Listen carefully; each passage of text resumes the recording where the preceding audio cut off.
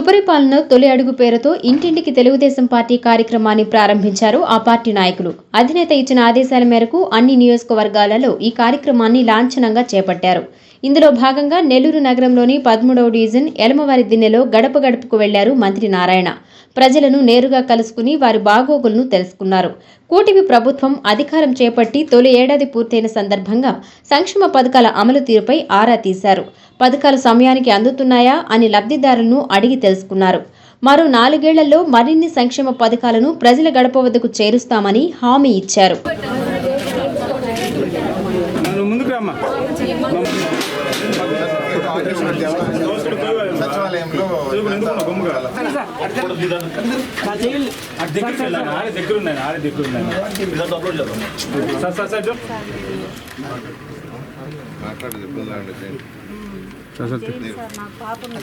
Pension వస్తుంది కదా, అమ్మఒడి పడ్డదా అది చెప్పు. మహిళలకి 3 సిలిండర్లు అవన్నీ వస్తాయి. ఒకసారి పట్టుకోండి.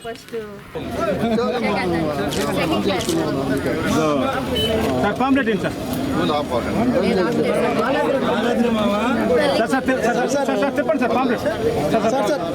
పాంప్లెట్ నీకు మరి చూడమ్మా సార్. రేషన్ కార్డు పెట్టించాను సార్. 10-15 రోజులు ఇచ్చేస్తాను సార్. స్టేట్ పెండింగ్ ఉందని పెట్టించేసినాం సార్. రేషన్ కార్డు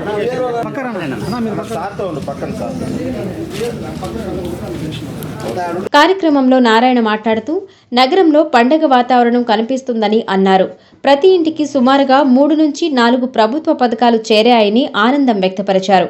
గత ప్రభుత్వానికి కూటమి ప్రభుత్వానికి ఉన్న వ్యత్యాసాన్ని ప్రజలు తెలుసుకున్నారని అన్నారు. ఈ ప్రభుత్వం, ఈ ఎన్డీఏ ప్రభుత్వం ఈ ఒక్క సంవత్సరంలో ఏమేం చేస్తుందో వివరిస్తూ, ఒక బ్రోచర్ ఇచ్చి వివరిస్తూ, వాళ్ళ సమస్యలు ఏమైనా ఉంటే ఆ సమస్యలు కూడా కనుక్కొని ప్రభుత్వానికి చెప్పి అవి సాల్వ్ చేసేట్టుగా చేయాలని తెలుగుదేశం పార్టీ అధినేత గౌరవనీయ ముఖ్యమంత్రి నారా చంద్రబాబు నాయుడు గారి ఆదేశంతో ఈరోజు 175 కాన్స్టిట్యున్సీలో తెలుగుదేశం కార్యకర్తలు ఇంటింటికి తిరుగుతున్నారు.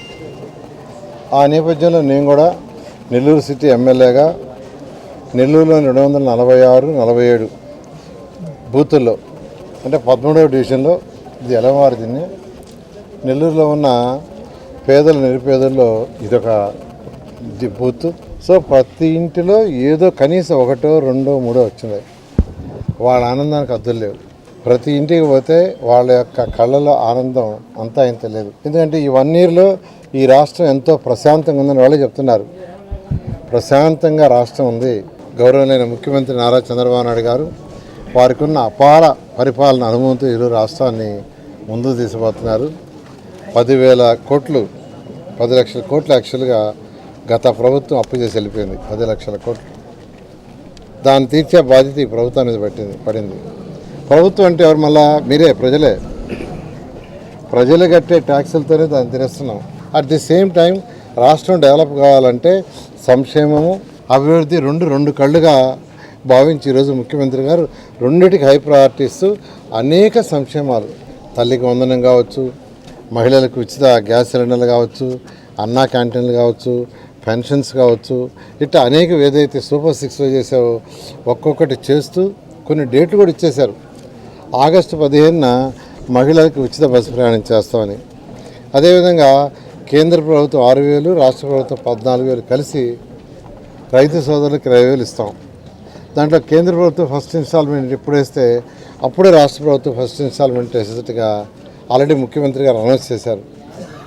అదేవిధంగా P4 ప్రోగ్రాం రాష్ట్రంలో ఉన్న డెవలప్ అయి అభివృద్ధి చెందిన టాప్ 10% పీపుల్ బాటంలో ఉన్న 20%కి చేయూతనివ్వాలని P4 ప్రోగ్రాం తీసుకొచ్చారు. ఆ P4 ప్రోగ్రాం చాలా చక్కగా జరుగుతుంది. ఎంతోమంది దాతలు ముందుకు వస్తున్నారు.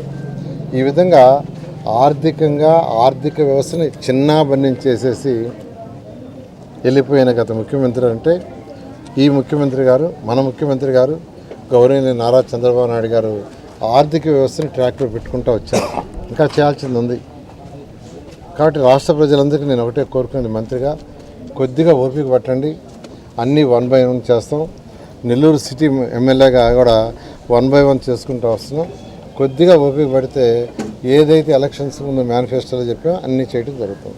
ఈ కార్యక్రమంలో డిప్యూటీ మేయర్ రూప్ కుమార్ యాదవ్, మాజీ మున్సిపల్ చైర్పర్సన్ తాళపాక అనురాధ, మాజీ జెడ్పీటీసీ విజేతారెడ్డి, డివిజన్ నాయకులు, కార్యకర్తలు తదితరులు పాల్గొన్నారు.